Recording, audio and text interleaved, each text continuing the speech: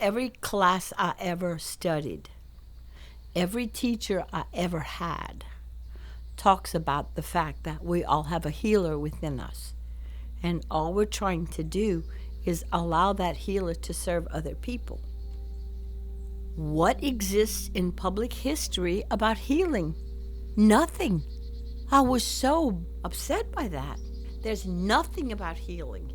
History doesn't care about something that's nurturing and helping. Maybe the traiteur had a prayer to work on specific things, but basically all people want to heal each other and their members of their community. It's not just a geographical thing, it's a pull together thing. And we had to do what we had to do. And so we were creative along the way.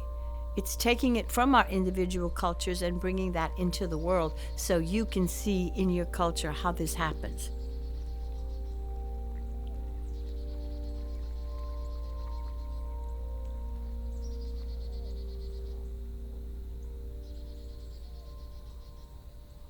Growing up in Southwest Louisiana, I find to be extremely beautiful, and I tend to be very blunt and brutal in my expression, whether it be about flowers or I don't sugarcoat things. I am a creative. I find Louisiana to be extremely difficult in culture, Southwest Louisiana especially. And I understand that our state has gone through so much change in these past 100 years. We all experience some trauma from that time. I deal with a lot of non-traditional family issues. I mean, our people were separated. We were not allowed to speak our native language. My grandmother speaks French. We are Creole people. Everybody in my family speaks French but me because I wasn't allowed to learn. It really, really impacted my life. Not many people get to tell that story.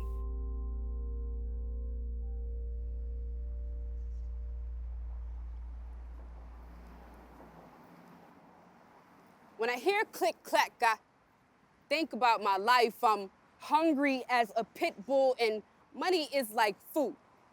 You never know how much you're gonna get, and I've been stressing so much, I don't know what to do.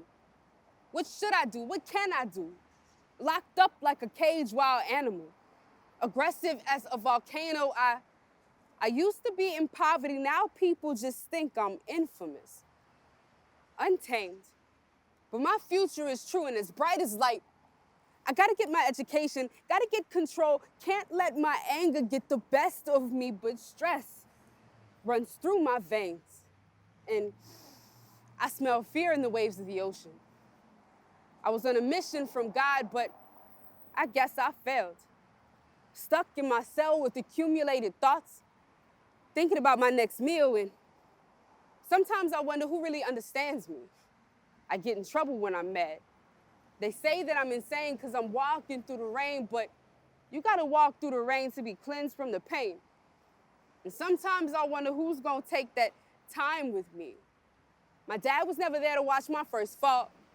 I know I come from a bad subdivision, a lot of pain and evil thoughts, but this life is not a game. It's a blessing. And ambition is the road to greatness. And learning is freedom. And I gotta make it to college. People quit on me, but my faith keeps me rolling. So I strive hard so I can be successful despite my mistakes. I strive hard so I can be successful despite my mistakes. I strive hard so I can be successful despite my mistakes. Failure is not an option, but success is. And I testify from my heart that what I say is real.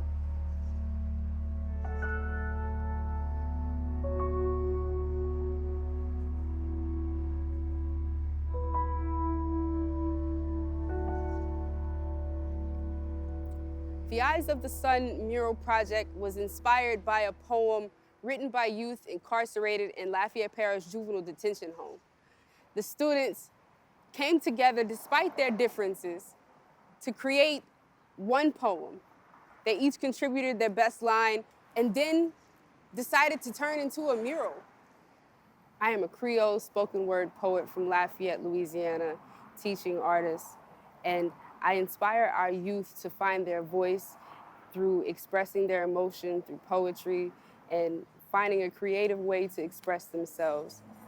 I inspire them to leave their ink on stage and on walls instead of allowing themselves to just live in heartbreak, live through anxiety, you know. Through our art, we learn to breathe and cope with life. I'm proud of our youth. I get stopped everywhere by youth that I've worked with to say thank you for helping me to learn to cope, for being there, for being that open door, you know, because there's so many closed ears in Louisiana, in our nation, in our world. But from where I come from, you're taught to be quiet, to act like it doesn't happen, to lie to yourself until you smile. That's been my experience in Louisiana. There are so many beautiful spirits here that deserve to be heard, to know more about their culture, to receive more assistance in learning their native language, to be told that, hey, look, this is your ancestry. You're not just a slave. You're not just that. We have a lot of strong people here, and we deserve to be heard. I'm a professional woman wrestler. My name is Willa Dugas, but I'm known as Princess Ubanga, and also as Doris Darcy. I started wrestling during the year of 1964, and the way that I got into it, I used to go to wrestling match of me and my friends, and I kept telling them that, you know, I'm going to become a wrestler. I'm going to become a wrestler, and they didn't believe it. It wasn't because I wanted to get on the road to have fun, because those days, a lot of the girls would say, oh, I'd love to be a wrestler. Oh, the fun that I would get to travel with these people and all that with these wrestlers. That was not the reason why. It was out of poverty. And I'm glad that I did it because I entertained a lot of people by wrestling. I was a baby face, as we called it. A baby face is one that's on the good side of the wrestling. And I did my duty as a baby face. I got beaten many times by Sweet Georgia Brown, by the Mighty Moolah, Rita Cortez with some of the girls that I wrestled and all that. Mae West, they were all of these people were older girl wrestlers than I was, but I coped with them and wrestled with them and kept my career going. The wrestler that was driving me around, his name was Red Baron. And when we got out of Tennessee, he told me, now you're gonna have to get down in the back of the car, in the back seat of the car, on the floor. And I asked him, I said, well, why do I have to do that? He says, because this has not been desegregated yet, it's still segregated. And he says, if they would see us riding together, they probably would have taken us and lynched us and killed us. This picture here, I call my slave picture. It tells a story if you look at it good. If you look at my eyes, it's in fear, but yet I am ready to tear up whoever I would wrestle that night. The reason why I like this picture so much, and I named it that way, is because my father came off of a ship that was known as a slave ship. He don't even know where he came from, but we know it was from a dark country. J'aime la langage créole parce que mon père parlait créole. Mon père m'a montré de parler créole, ça fait que j'ai pris la langage de lui. Ça, je disais moi aussi. Ma mère ne comprenait pas trop créole, elle ne parlait pas créole, ici en américain, un peu. Mais et elle ne parlait pas grand-chose non plus. Ça, tout vient de mon père, ça je connais en créole. Mon père, c'était un homme qui était bien connu dans le village ici à Caroncro. Il faisait l'école. Moi, je ne travaillais pas dans l'eau de trop parce que le soleil était trop chaud pour moi. Ça fait que je m'assisais en la chaîne. Et puis, le laisser ramasser le coton, fouiller les patates et tout ça. Ma mère, elle a travaillé dans l'eau, a ramassé le coton comme tous les autres. Mais moi, j'étais gâtée. J'étais là, appelé gaieté faire.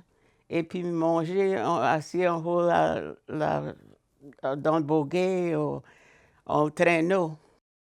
There was something about the French language that really turned me on. Maybe it was the way that you name things or something, or the way that you introduce yourself, and the love life that you spoke in French was so beautiful. Comme ça, ça va. Mais comment ça va, cher? Comment ça va? Je t'aime beaucoup. Donnez-moi un bec, which means, how you doing? How you doing, honey? Gave me a kiss. And that's what that meant. But I also come from a generation of traiteurs. My mother did some treatment. And I had an uncle that called himself Trois Jours. His name was Trois Jours. The reason why he called himself Trois Jours because in 3 days, whoever he was praying for and whatever he was praying for them came to pass. Now, my prayers that I say, I don't say them in 3 days. This is going to come to pass. 5 days. I use 5 days. 5 days of prayers. 5 days of treatment. If you have a sunstroke, or as we call it, a sun pain, I treat for that. I also treat for a moon stroke. Like for those who stay out late night, with the moon, sometimes you can get a moon stroke. I treat for that. If you're having an infection, I also treat for that. And many, many other things that I treat for. It's all with an open hand that my treatment come from God. I keep moving on. I don't stop. I'll be a traiteuse. I'll treat whoever calls me. If they want to be treated, if they have something wrong with them, I'll do all that for them as long as I possibly can. I am from God, and I do God's work. Whatever I do is in the name of Jesus. And that's my feelings right now. And I'm going to live through that for as long as the good Lord allow me to. That's all I have to say about that, unless there's any other question that y'all would like to ask. Je vous salue Marie, pleine de grâce, le Seigneur. I was born into the dark side of my culture, so I believe healing our culture's collective unconscious is imperative. The collective unconscious in need of healing is the buried grief and mourning of what we experienced historically as a culture. How do we get over that so we can live as balanced individuals and balanced cultures? As I have come to understand this need in myself, I just know it needs to be done on a global level. I don't know how it's going to be done. Creative people with vision, don't always know how things will be done, but that they will be done. And I know that this can be done. So whenever I visit the cemetery, I ask my ancestors to pray for me. You know, they came here for a reason, and they support us in fulfilling why we came here, and there's a common thread. And so we kind of don't see that in the Western world, but it's real. It's still there. So as we look at death, it helps us to understand the difference between healing and curing. My dad and my daughter both died from suicide. So that's a death that's unexplainable. We don't like death that's not explainable, but no death is unnatural. It was hard when she died. Like, I threw up like when I was on chemo, and I felt a part of me had been ripped out of my chest. I'm not saying because I knew this, I was fine. We can't be fine because we're human, and our human condition has to pass through the process. But my belief was not based on somebody else's thoughts. My belief was based on the fact that I knew my dad was good, and just because he died doesn't mean nobody should talk about him. It didn't negate his goodness. It didn't erase his life. And I knew my daughter's goodness. Oh my God. She was good, she was powerful, she was like, she is really something. So, and she understood a lot of these healing stuff. All my kids do healing in their own way, even though they don't want to admit it. They've been caught, you know. So it's like, I didn't have to be bound because I had done a lot of homework since I was 12 about not judging, about I was not less than you because you think I'm less than you. It doesn't really make me less. But sometimes you feel less because society says so. We don't have to be bound by society either.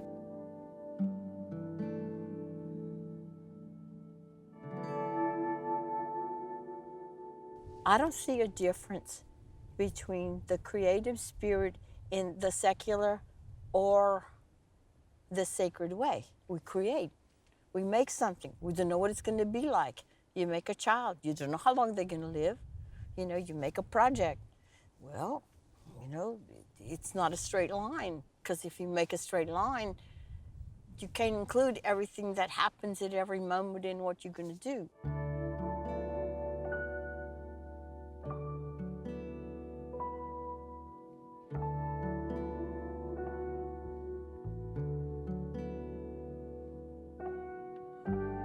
The tradition of being a traiteur is something that's lineage-based. One person gives the gift to the next person, and it's an oral tradition, so you're not going to find anything in a book about it. I'm not trying to convince anybody of anything. I don't care if you think I'm crazy. I don't care if you understand. I don't care if your religion says that's not true. I don't have to believe in gravity, but I bet you if I drop something, it's going to fall down and not up. What are we, dumb? So it's like there is a experience and a holiness in each of us that isn't bound by where we come from. You know, but because I had a diagnosis of mental illness, it was easy to do this weird healing thing, because they say, you must be crazy. And you say, oh yeah. And even if you don't have that conversation, it's so implied. So it's like, I got this. So I had the freedom to do whatever the hell I needed to do because I'm crazy. I did this prayer, Parenté su Parenté, and that was given to me by Miss Eva Blanchard. And it doesn't really mean anything in French, but she gave it to me like it was French, and I knew something wasn't right, but it's like wasn't wrong, because she's been using it as her traiteur prayer all these years. So like, it doesn't matter if her words were right or wrong. It doesn't matter if it was in English or in French, or if it makes sense to anybody. What matters is that these are the words she was given, and it's been handed down as how to treat. When I was little, not that long ago, everybody around here spoke French, right? You couldn't go to the grocery store, the pharmacy, the filling station, church, everywhere spoke French. Everywhere you went, everybody spoke French. Okay. That doesn't happen anymore, but the essence of who we are still is here. I'm talking about healing in the traiteur tradition, but not only, because not everybody is a Cajun Catholic or African American who speaks French, or a Native American, and it's not all in Southwest Louisiana, but we do that here. So by the time I got the Traiteur prayer, I was already trained in Reiki and healing touch and other modalities. So this is just one way, because the world needs healing, and they have a lot of ways, because we all have a healer in us.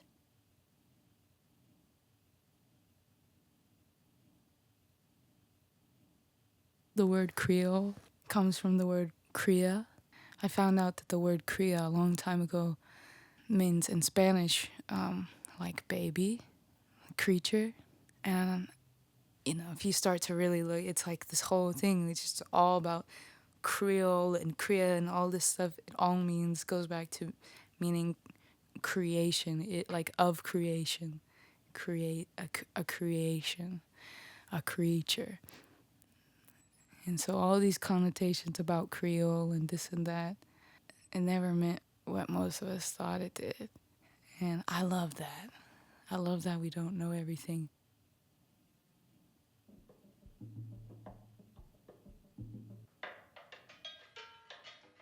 The radio show, South and About, I was trying to do all kinds of stuff. I was trying to connect la la, you know, the old Zydeco French, the Creole tradition, with everything that I was experiencing on the forefront, you know, between Cajun music and as well as my heritage, being Canarian. If anything, like working in these communities, in my communities close to home, has just helped me to realize how much of immigrants we really are down here and how isolated we've been for so long, to not have the perspective to really understand that and see it. Where Clifton Chenier grew up, where Buckwheat Zydeco grew up, a lot of these people grew up in places where there was a lot of struggle and strife, and somehow they uplifted their communities through their music. When I would play music for the St. Landry Parish and all those communities that were going through so much, that was my intention, like every show, to the point where I wasn't even like making playlists anymore, because I just knew what I wanted. And so I knew that it would come, and it always did. And it always like opened up for the people to be involved and to really hear the messages that were being put out and to respond and say like, I hear you. Music is really cool that way too, whenever you can just let it become whatever it becomes, because their music changes naturally. There are movements, classical music, a lot of that music, it takes a minute for you to be moved by it and for it to move itself. You have to start with one sound, you know, and then you see what it does. With radio, that's another thing. I used to think I needed to have everything planned, and then the more I do it, the more I realize how much more fun it is to just be present with it and let, you know, I start with something and then I just let it, we just work each other, you know. And whatever needs to get hashed out, whatever I feel like needs to be said, it's like, it's nature, it just becomes itself. And light colors, I don't know what it is. I'm not a scientist, but I love observing nature, and it's wise. It teaches a lot in how to be consistent and embracing of what is, and change and motion. Nothing's ever not moving, nothing. All these blades of grass, every single one of them is slowly breathing and being moved by something else. You know, it's all waves. It's all sound waves, light waves. And when you blow on water, that's what it is. That's, your breath is powerful. As powerful as that. And so I do take it a little seriously, but not in such a grave way. I've experienced how powerful it can be from both sides, and I think we all have. But how the message is kind of in the massage, and sometimes you don't realize you know what people are saying, and when they're giving it to you, and sometimes you might not want it, and you don't realize it, and it feels so good in this way, but sometimes it feels really good, and you can realize, wow, what they just said.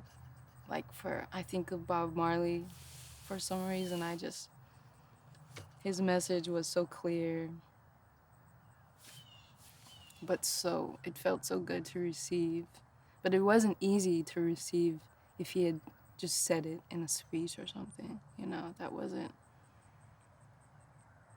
wasn't how they were ready to receive that message. So music and art are very powerful ways of sharing your experiences, your stories, and information that otherwise might be just a little bit difficult to hear. I would get old people calling me, and it would be powerful to me because they sounded like they were from, wherever, the sticks. But the way that they spoke about how they felt and the way that it made them feel and what it reminded them of, and that it helped them in some kind of way and didn't harm their identity or anything, because when you're in indigenous kind of isolated communities like we are, you really want to cling to something. You really want to feel part of something because it's tightly knit and it's specialized and it's traditionalized and it's everywhere. It permeates everything. If you don't feel that, then it's very difficult to participate.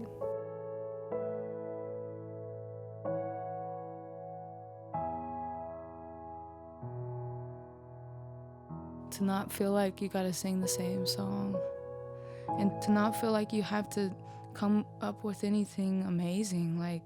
Life is not supposed to be super high and super low. Those things aren't really sustainable. So music and art, it's just very generous when other people can kind of universalize a lot of these things that we deal with.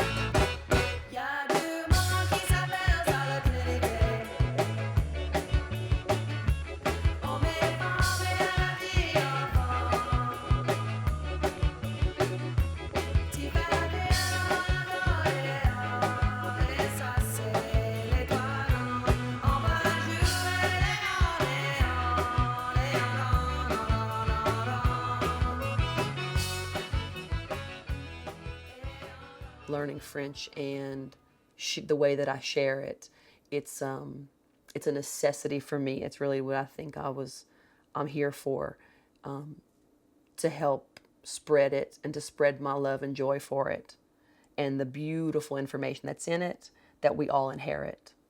So I think other people see that it can be done, and that's the most important thing, because other people have done that for me, like Becca, like Miss Brenda. So many of the women that are in Aux Malheureuses have been examples like that, and so many of the Cajun musicians, the women musicians. So it's just important that we fill that space, we embody that, we carry it across our generation and cross our fingers.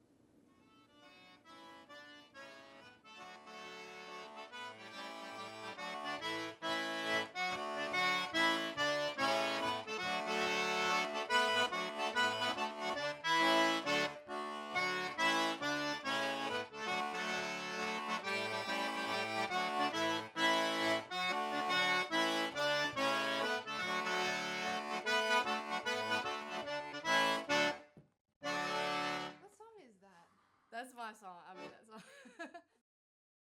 There's not a lot of people speaking French today, but for me it's important because personally, like my family, I come from a family of storytellers that spoke in French and have written books in French. So for me, like I want to read that stuff. Yeah. You know? Yeah. I feel like left out.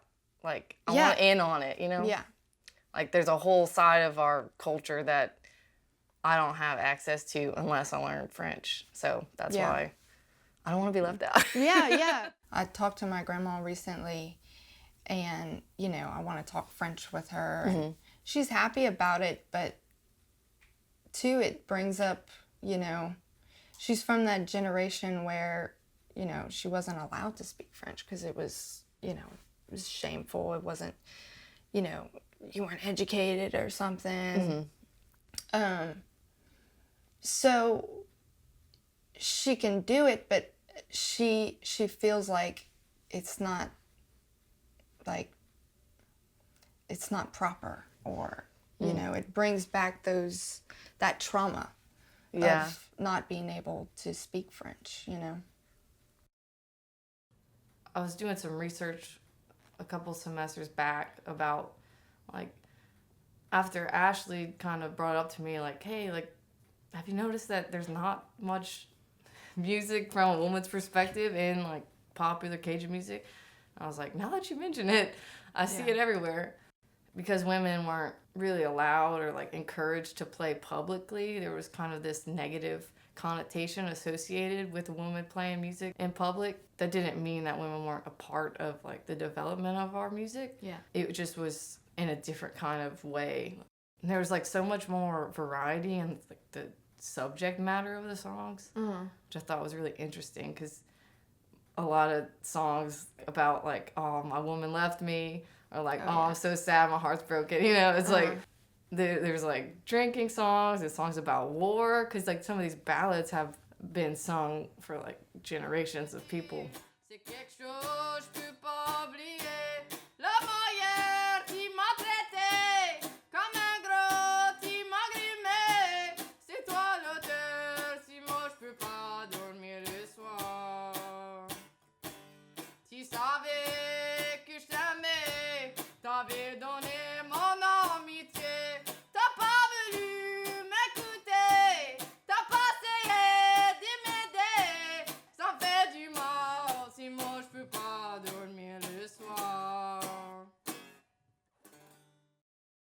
So I come from a family of Cajun musicians, and I've been playing Cajun music since I was very little. But I also started to write my own songs and do my own thing. And for so long, I just didn't know how to bridge that gap of those two worlds together.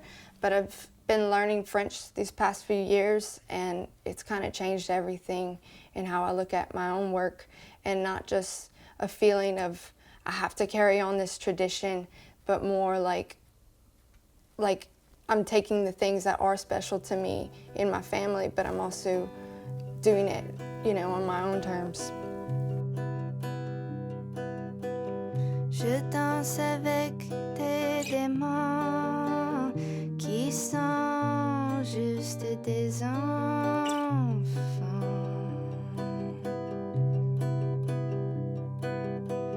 Et pendant qu'ils sont ici, j'attendrai jusque tu finis.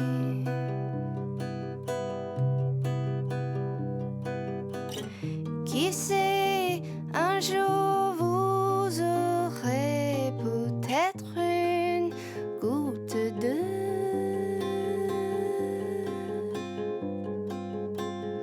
sentiment.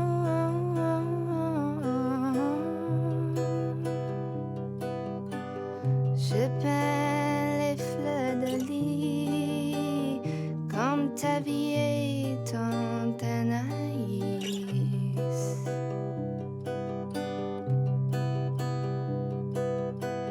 Je tente l'eau et le silence, et puis jouer mon violon.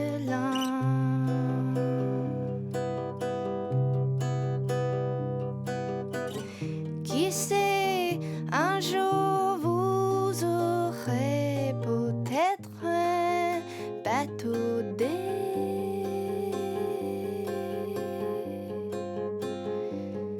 visions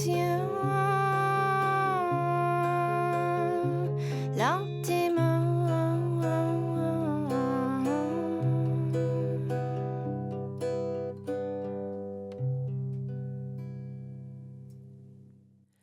As my own French literacy improved, I was looking for more writing by local women and more resources by women, especially in French, because what I did find fascinated me and there wasn't much of it.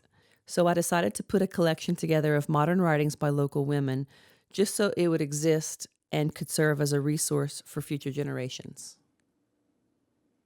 Ça s'appelle Orient. This is a poem I wrote for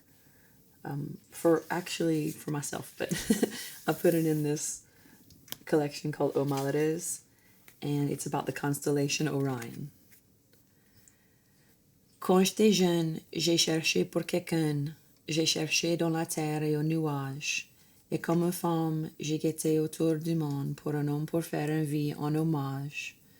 Mais dans le bleu d'horizon, quand la lune est pleine en lance, quand la terre tourne en rond dans l'espace, je t'aperçois au loin au large, sous-marin une image, ensemble dans les étoiles au rayon. Quand les femmes, préespérées pour un homme, s'apprêtent chercher dans la terre et aux nuages, et moi je cherche l'espace profond pour une étoile filante, mais toi t'es fixé sur mon idée au rayon. Si on continue pas ces traditions, ces valeurs et la sagesse dans le langage et dans la terre, on risque de perdre cette information.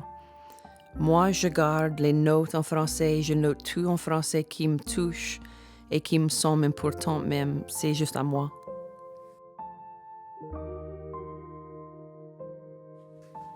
Christmas traditions and remedies. Pour la gorge, for the throat. Le thé sassafras, like sassafras tea. Thé de manglier, miel et cooking oil. You drink like honey and cooking oil. Miel, limon, et whiskey. Root of the red oak, the bark boiled into a tea gargled, but don't swallow it. Blackberry brandy. Crème de foin morue. It's like cod liver oil. And then here's a recipe for anisette for a cold night in front of the wood stove. La petite graine d'anis, bouillez ça dedans l'eau. Quand ça prébouille joliment fort, ça mettez du whisky dedans, strain that. Boire ça par des petites gouttes après dîner et ça aide à frotter ton ventre.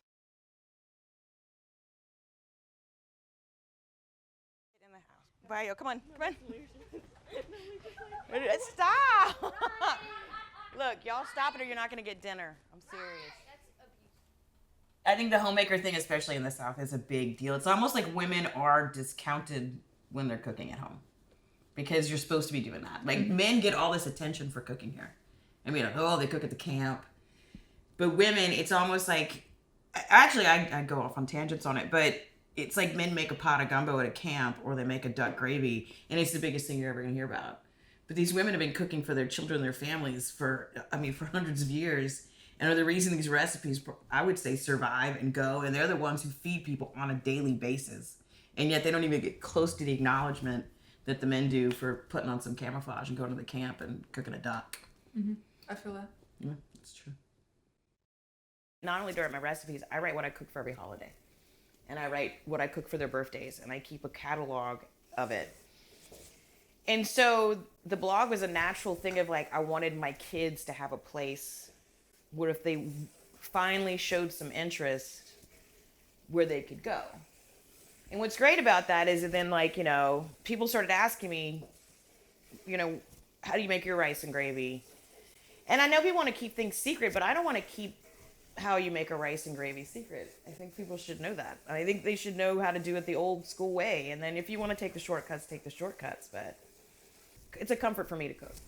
It's something that I do to connect and to relax. And I don't know, I grew up kind of with a messed up, you know, things are not great all the time, but the one thing that always made me feel better was cooking. And the one place I loved to be was like in my aunt's kitchen and my taunt's kitchen and in my grandma's kitchen, or even my dad, like sitting at a stove making gumbo for Christmas Eve, is all my great memories are based around people standing over stoves making roux. Like, I think almost all of them. Because everybody was happy. I don't think anybody's mad when they stand over a stove and make a roux. At least I haven't seen it yet. I concentrate on very old school traditional Cajun recipes where things were made with what was in season as opposed to what they could buy at the stores. So I make all my stocks from scratch, and I cook a lot with onions and garlic and sometimes not bell pepper and celery because they wouldn't have grown that all year round, and you wouldn't be able to keep it fresh all year round, but onions you could. So that's kind of the examples. I bring back a lot of the things of when, you know, Cajun people didn't have a lot of access and there wasn't a lot of roadways. So they cooked what they had and what they grew. And so that's kind of what I'm trying to do here, is I try to bring back that really old way of cooking. I was kind of at a point of loss, of not understanding my path or my journey, what I was doing on Earth. And at that point, food was a drag. I didn't understand how to get energy from food because the only food around me was dead food, very cooked food, highly processed food, a lot of meat, a lot of fried food. And my journey led me to raw food and the expansion of that and the lightness and energy. And it just felt like jumping dimensions of personality, and kind of it speaks to how much people believe in what they deserve in their lifetimes. If they think they deserve to be healthy and happy, and if that's their purpose here, then I think food is just a tool that you can use to feel that way, because it is your fuel, it's your essence. So, I mean, and you can think of animals, and as I'm butchering an animal and I think of what it's been eating, and I understand that that was the building block of the muscle fibers, tissues, bones of that animal. And we're just like that. So what we're eating becomes our body. I do think about now, though, how nature's giving you medicinals by season. So like watermelon, it's cooling. It comes out in the summer. Right. Okra comes out Cucumbers. to heal your and lymphatic system. You have like citrus that comes in to help you with like vitamin C. It's like in That's winter. true. And you know, citrus comes like out when it garlic starts to coming get in. cold. Yeah. So you have these certain things that the earth is giving you that's like, hey, this is your medicine. The green ones are great for pickling.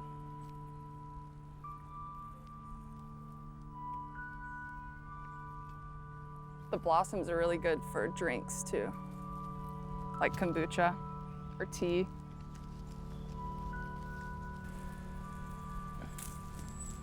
That's a nice one. Little leaf. Moving from the restaurant industry, where most everything you utilize comes off of a truck, and it's prepackaged and it's portioned and it's easy, and you don't see who's picked it or when it was picked. It's kind of a illusion, because I moved into a farm stage of my life where everything I did and made took place on the farm first. So if I wanted citrus, we waited for a tree to grow, and that takes years. If you want a cow, raise the cow, that takes up to a year. Any peppers or onions, it takes a season, takes weeks, months. And meat, especially, I was realizing how it's not as readily available, in my experience, as produce can be, where you get this abundance of a certain vegetable or fruit. And if you have knowledge of how to use it, it can be beneficial. Food is a vibration, it's a reality, it's your will. I've experienced the will of wanting fast food, chain food, quick food, eating without consciousness. I craved joy, I craved light so badly. I think I just had this explosion of vital food in my life. And my noticing was when I had the will to want nourishing, like it knows, clean, pure food, it would show up. So it wasn't so much as it healed me, I vibrationally was asking for it.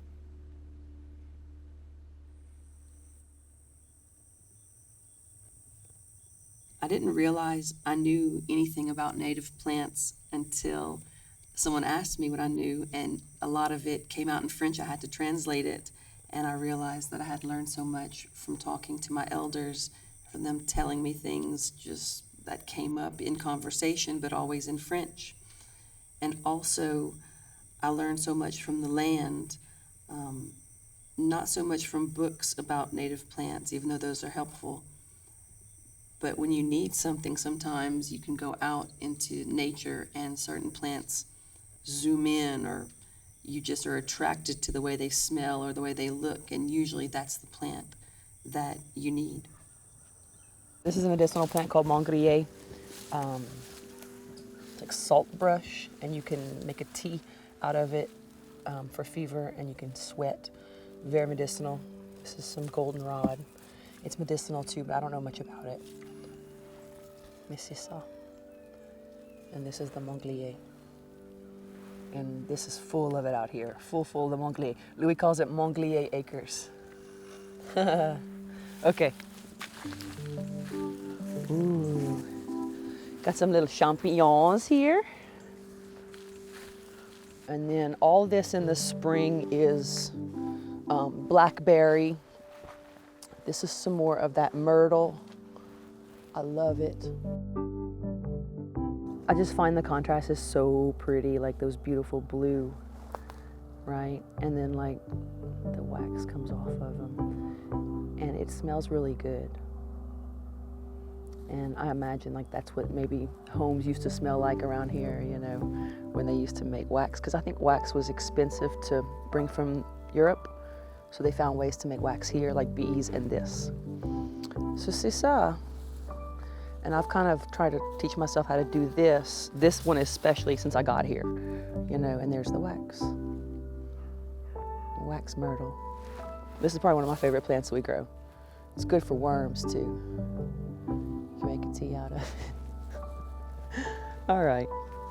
I've tried it though, it's not great. The tea's not great. Mais c'est ça.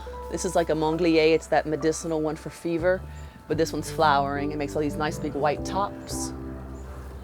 And I've also heard people just take this tea to stay healthy. It's really good. They also say it may be good for cancer. Monglier.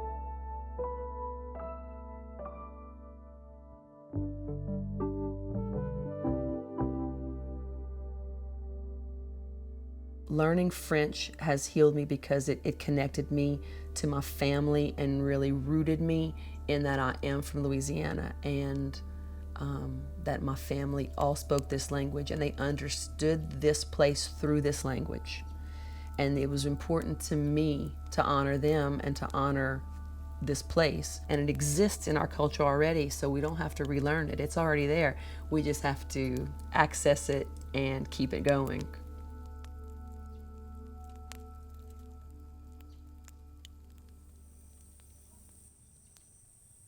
There was a young girl who was walking by the water, and she felt something strike her on her arm. And when she looked around, she couldn't see anyone, but she was hearing a voice telling her to finish that basket. And the voice said, weave that basket. So she picked up this unfinished basket and she learned how to weave it. And she learned how to weave it from a holy woman. This was a spirit that came to teach her. And when she went back home and told her family what was happening, they said, she's crazy. She's lost it. The holy woman had told her to keep going back to that place if she wanted to learn baskets. And so she did. And that's how she learned how to weave. I really feel like I need the cooperation of the plant, because it's a huge deal. Without the plant, what I do is not going to exist or come into being. So it's very important to me that I acknowledge the, I guess, kind of like the life force of the plant before I take any part of it. That way, it all goes into the intention that I have that all of my baskets are going to be used for good things, that they will bring joy to other people. After you state your intention for the plants, then you just will look around and you look for the one that starts to move a little bit more than the others. We also look for the either thumbprint or handprint of the Holy Woman when we harvest our cane. And that just means that she has blessed it for you to weave a basket out of it.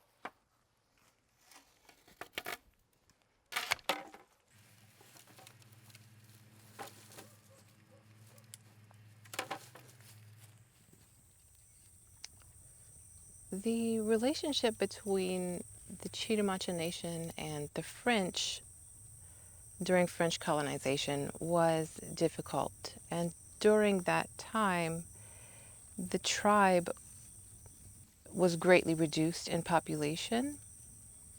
And the tribe remained going through really hard times for the next 200 years, give or take. And during a time when there were a lot of children raising their brothers and sisters, and a lot of people finding it really difficult to make a living with not a lot of education, it was difficult to also keep the traditions alive with so few people. I felt disconnected from my Chitimacha heritage, even though I grew up mostly on our reservation, because I didn't know very much about who we are as a people or what our traditions once were.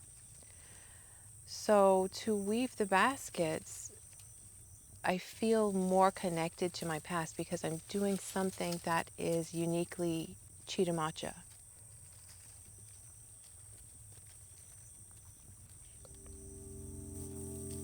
When I wove my first basket, I felt like I came home. And when I was weaving the design, I felt as if I could see all of my ancestors in the basket.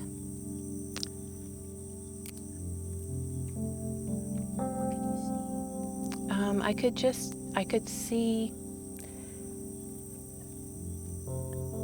everything, the lakes, the bayou, the land, the way that my mother dressed.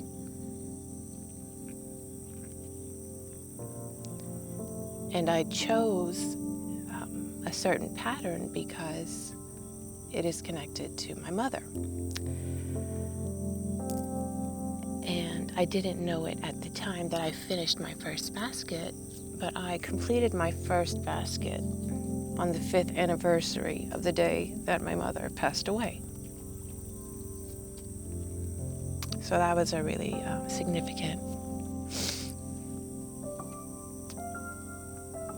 feeling for me. When I was young, I saw our baskets mostly being displayed in our museum or other museums or in people's homes on a shelf, but they weren't being used. And to weave the baskets and bring them into my home and have it be a part of my life feels very good, because I don't really look at it as I'm preserving a culture as much as I'm living it, because it's in what I do. It's not in what I save. And I have children, so now my children are growing up with a weaver in the home, which is something that I did not have.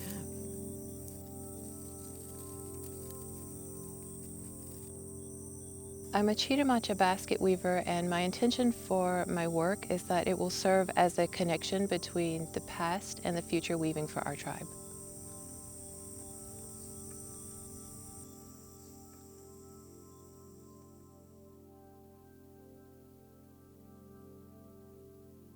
In the same way that those prehistoric sites have an imbued energy from all the people that have come there and done rituals and met, I think that the things that we make are imbued with an energy too, and we have to pay attention to what that is. And there's a lot of hope in that.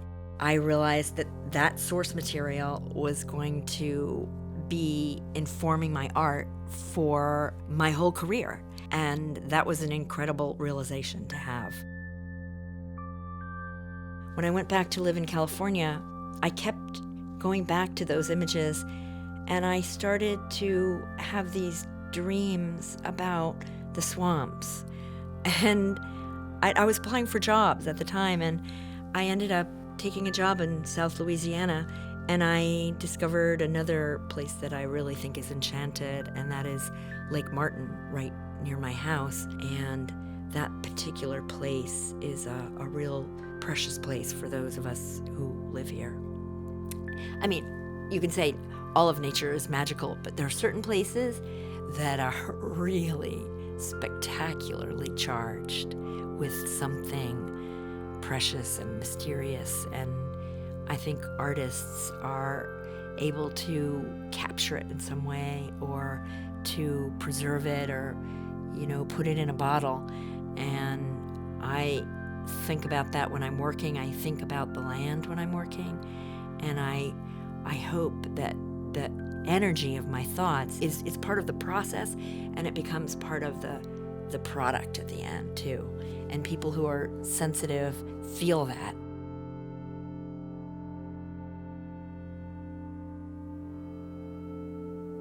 I think I'm attracted to collage because it's a way for me to synthesize and integrate my different experiences together. And with collage, you can layer, you can change the importance of an image by what you put next to it or around it, and also change the historical notion around something by moving the pieces around.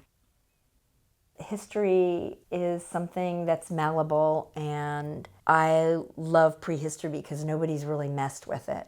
You know, no one's put their imprint of what they think happened over it. Each person who shows up can have their own experience and their own interpretation, their own revelation. The early prehistoric art has a cultural realm that is so different than the ones that we have now. I think that there were a lot of religious and spiritual beliefs that were so tied to the land and the animals and the seasons and the calendars and the cycles. And that's something that I'd like to layer into my art. This idea of how we connect in an ethical way, and also in an emotional way with the natural world. So I started to look at the heavens, and the hands are from the caves in France, and they're blown on with some kind of pigment. They put the hands down and they blow around the hands. And it's only recently that they've studied the the size of the hands and match them to the skeletons, and they match the female skeletons. So they think a lot of the paintings were done by women, and I find that really interesting. I don't think that the pigments are actually alive, but I think that they have a kind of resonance to them. They have a vibration, really, to them. And I try to be sensitive to that. And I also use the egg yolks of the place where I'm working. So that's another kind of organic material that's embedded in the piece. So it's almost like a kind of DNA of the piece. I think a lot of the early cultures had a set of beliefs that helped them find harmony with the natural world. But I also think that each person has to figure out what their spiritual life is about and what they're honoring. I also think it's imperative for us to think about what it is that we need to save and protect.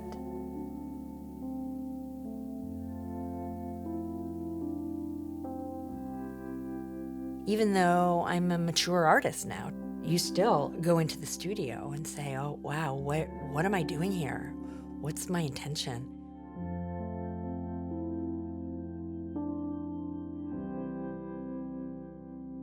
The healer aspect of this, people know about what they've heard about us, but when you come and meet us and you want to know about something like healing and faith, then you have to understand we were just there for each other.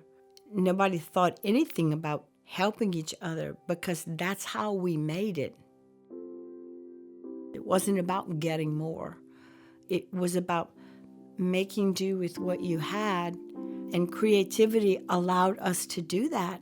It was just to support us. It wasn't to run away from home. It was to make home bearable and to make home doable. Those dances on Saturday nights, you worked hard, you played hard. The way that we sing, the way that we tell stories, the way that we come together and dance, the way that we heal together with music. What else makes this community and this culture, what else makes even this language that we speak? All the things that I felt that I wasn't sure of now begin to make sense and unite in a way that's like the most unbelievable tapestry.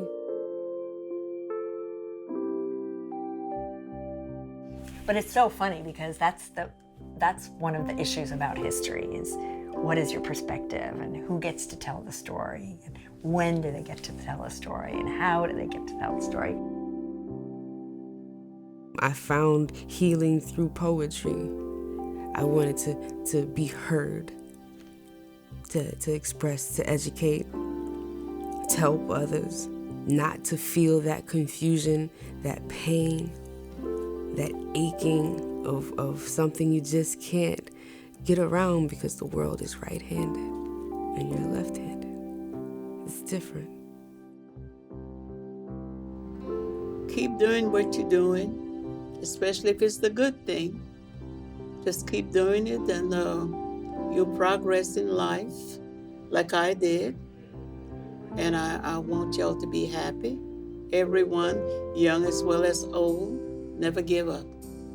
Because I never give up. And I won't give up. Not now. I'm not ready. I'm not ready yet. When the time comes that I have to give up, I'll say, Willa tried. Willa did the best she could. Now, Willa has to rest. How does that sound? The story is never over.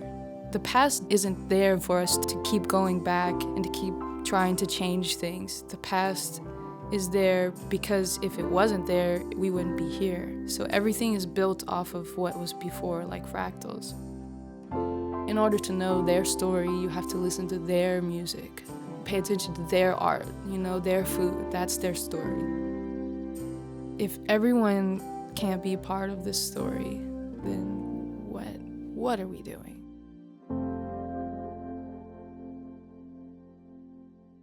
That Travailler, c'est trop dur. Ma volée, ce n'est pas beau. Demander la charité, quelque chose peut pas faire. Et tous les jours de ma vie, je demande de quoi je vis. Je dis je vis sur l'amour et j'espère de vivre. Et je prends mon violon et je trappe mon archer et je joue ce petit valse pour faire le monde danser. Vous connaissez, mes chers amis, la vie est bien, bien trop courte.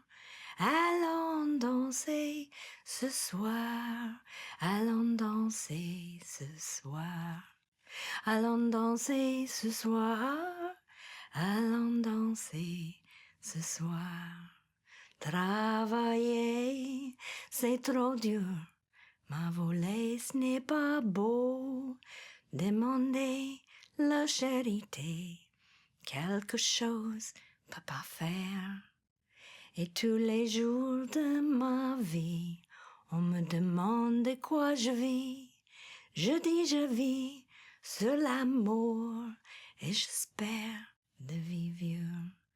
Je dis je vis sur l'amour et j'espère de vivre.